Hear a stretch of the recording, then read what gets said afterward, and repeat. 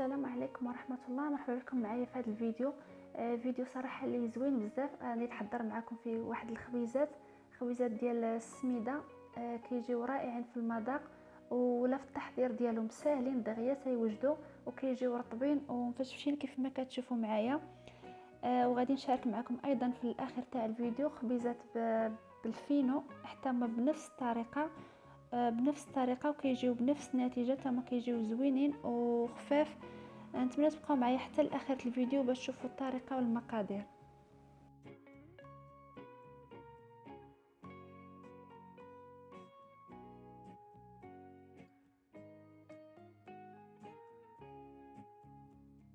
هنا غنمشي معكم بطريقه مباشره. انا كناخذ واحد العجينه فاش غادي نعجن ولا شي اناء. المهم هنا عندي واحد زلافه كبيره ديال السميده الرقيقه، ديك الرقيقه اللي كنديروا بها الحرشه ولا البغرير. كناخذ واحد زلافه وربع، زلافه ونص عفوا، وكندوزها في الغرباله. هنا بالنسبه للدقيق الابيض حتى هو غندير نفس الكميه وبنفس الزلافه باش عبر ديك السميده. غندير حتى هو ندير فيه توا زلافه ونص وغادي ندوزو حتى هو في الغرباله.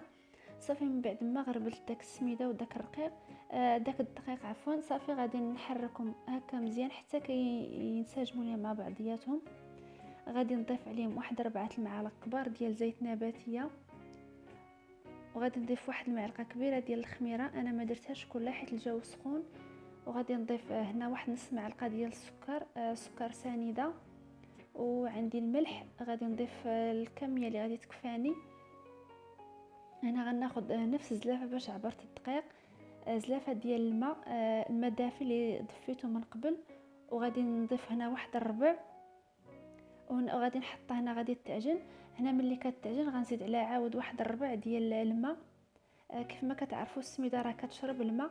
المهم هنا الكميه اللي هزات ليا داك العبار اللي درت معكم هز ليا زلافه ونص، النص الكثير تقريبا ديال الماء. صافي وخليتها تعجنات مزيان واحد 5 دقائق ولا 10 دقائق تقريبا. المهم كتخليها كدلك مزيان حتى كتذوب ليا ديك السميده.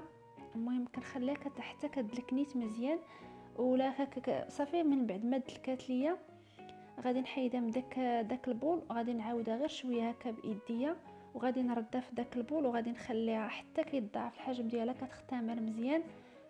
المهم راه كتعطي نفس النتيجه سواء عجنتوها في العجانه ولا دلكتوها هكا بيديكم، راه بحال.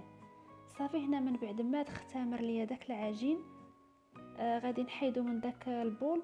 صافي هنا غادي نفرغو من داك الهواء اللي فيه وغادي نحاول نقسمو على كويرات صغار. المهم غادي ندير غير خبيزات هكا يكونوا متوسطين صغار.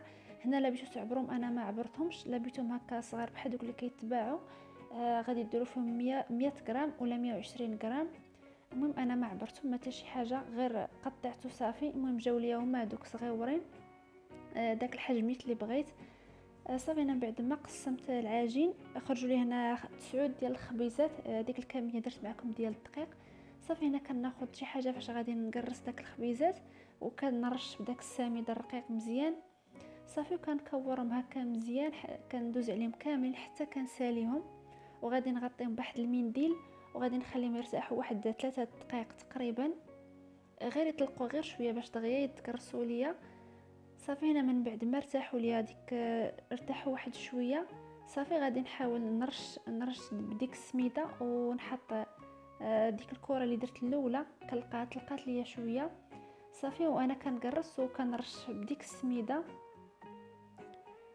صافي المهم هنا كنقرصها كيف ما كتشوفوا معايا، ما كنرققاش بزاف وما كنخليش يغليظ حيت مازال غادي يتنفخ في الخميره ويتزاد في الفرن. غادي نخلي السمك ديالها بهذا الشكل كيف ما كتشوفوا معايا. صافي هنا غادي نستمر بنفس الطريقه حتى نسالي دوك الخبيزات كاملين. هنا بالنسبه لا باش تقرصوهم وتخمروهم نيشان في الطاوه، ديروهم هكا تقرصوهم وديروهم في الطاوه وتخليهم حتى كيخمروا وكتدوزوا عليهم هكا شي شريطات بالموس ولا بالسيزوار وكتدخلوهم الفران. انا حطيتهم كيف ما كتشوفوا معايا، خمرتهم عادي بحال الخبز العادي كيف ما غادي تشوفوا معايا. صافي هنا راه ساليت ديك الكميه كامله وخليتها غطيتها هكا بواحد المنديل وخليتها حتى اختمرت وشعلت ليها الفرن حتى سخن. عاد لحت فيه الخبز، المهم شعلت ليه من الاسفل والاعلى على نار تكون مرتفعه. صافي. وغادي نبقى غادا بنفس الطريقه حتى كنطيب ديك الكميه كامله، راه دغيا تيطيب. صافي هنا هذه هي النتيجه ديال هذا الخبز اللي وجدت معكم اليوم. نتمنى تعجبكم هذه الطريقه وتجربوها وتردوا عليا. صراحه الخبزات كيجيو زوينين ورائعين ورطبين ولذات في المذاق. هنا في اخر الفيديو غادي نشارك معكم خبيزات ديال القمح فينو، حتى ما راه نفس المقادير ونفس الطريقه، غير هادوك طيبتهم في الطاوه وهادو طيبتهم عادي.